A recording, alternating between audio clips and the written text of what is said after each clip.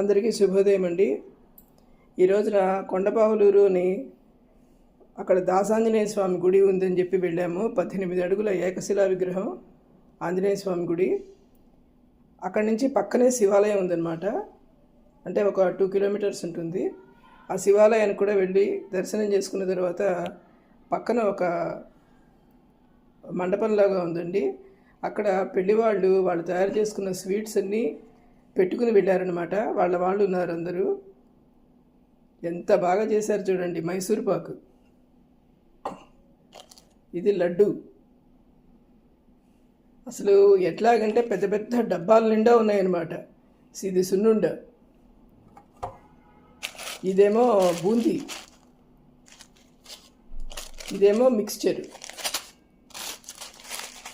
Along with ఈ gift box.